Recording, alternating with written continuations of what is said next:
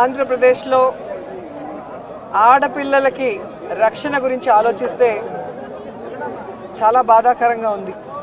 ఎందుకంటే ఎక్కడ చూసినా రేపులు, మర్డర్లు అండ్ ఆడపిల్లల కాలేజీ బాత్రూమ్స్లో హిడెన్ కెమెరాలు పెట్టి ఏ విధంగా పైశాచిక ఆనందం పొందుతున్నారో మనం చూస్తున్నాం. ఈరోజు నేరస్తులకి ఇంత ధైర్యం వచ్చింది అంటే దానికి ఈ ప్రభుత్వం సిగ్గుపడాలి. ఎందుకంటే గతంలో జగన్మోహన్ రెడ్డి గారి ప్రభుత్వంలో ఒక తప్పు జరగాలి అంటే ఎంత భయం ఉండేదో మీకు అందరికీ తెలుసు. సో ఎవరైనా కూడా దిశ యాప్ని యూజ్ చేయకుండా ఏదైనా అఘాయిత్యానికి అమ్మాయి లోబడితే 24 గంటల లోపల నేరస్తుల్ని అరెస్ట్ చేసి వారిని శిక్షించే విధంగా చట్టాలని కఠినతరం చేశారు. కాబట్టే ఆ రోజుల్లో ముచ్చుమరి లాంటి ఘటనలు జరగటం అనేది మనం చూసుండం. నిజంగా చాలా బాధాకరం. ఒక 9 ఏళ్ల అమ్మాయిని రేప్ చేసి చంపేసి ముక్కలు ముక్కలు చేసేశారు. 60 రోజులు అవుతున్న అమ్మాయి శవాన్ని కూడా ఇంతవరకు తీసుకురాలేకపోయారు. అసలు ఆ కుటుంబాన్ని పరామర్శించడానికి సీఎం గారు కానీ హోంమంత్రి గారు కానీ వెళ్ళలేదు అంటే కారణం ఏంటో నాకైతే అర్థం కాలేదు. ఎందుకంటే మదనపల్లిలో ఫైల్స్ దగ్ధమయ్యాయి అనగానే డీజీపీ గారిని స్పెషల్ ఫ్లైట్లో పంపించిన వాళ్ళు ఎందుకు ముచ్చుమరికి స్పెషల్ ఫ్లైట్లో డీజీపీ గారిని కానీ లేదా సంబంధిత మంత్రి గారిని ఎందుకు పంపించలేదు నాకు అర్థం కాలేదు.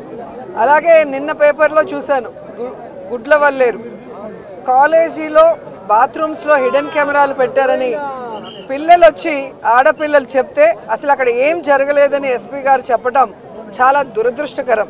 ఈరోజు 300 మంది పిల్లలు ఈరోజు న్యాయం కావాలంటూ ధర్నా చేస్తుంటే ఇప్పుడు విచారణ చేస్తామని దిగిరావటం అనేది మనమంతా కూడా గమనించాల్సిన విషయం. అలాగే ఈ ప్రభుత్వం వచ్చిన తర్వాత మీరు చూస్తే ర్యాగింగ్ భూతం ఎలా ఎక్కువైందో మనం కళ్ళారా చూస్తున్నాం. నారాయణ కాలేజీలో మెడికల్ విద్యార్థినిని ర్యాగింగ్ చేసి చంపేశారు. అలాగే కలికిరిలో జేఎన్టీయూలో విద్యార్థి ర్యాగింగ్ చేయడం వల్ల ఎలా ఆత్మహత్య చేసుకుందో గమనించాం.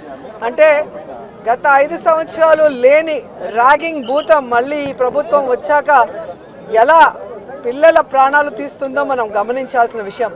నేను ఈ ప్రభుత్వానికి ఒకటే చెప్పగలను, రెడ్ బుక్ రాజ్యాంగం మీద పెట్టిన దృష్టి ఇంట్రెస్ట్ పక్కన పెట్టి ఆడపిల్లకి రక్షణ కల్పించడంలో గౌరవాన్ని కల్పించడంలో మీరు ముందుండాలని కూడా వాళ్ళని కోరుకుంటున్నాను. మాట్లాడిన తర్వాత అలా అంటే ఎట్లాగా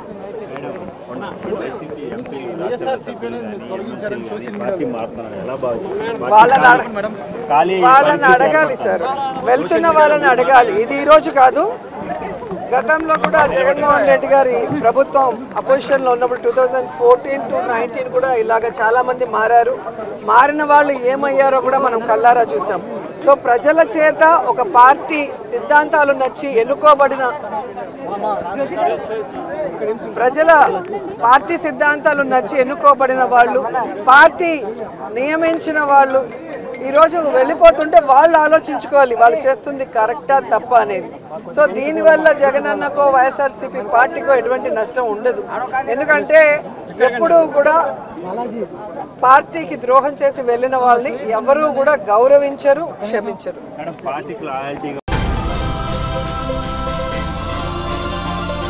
Join us at Sun and embark on a journey of service, innovation and excellence in the hospitality industry. Let us help you turn your dreams into reality.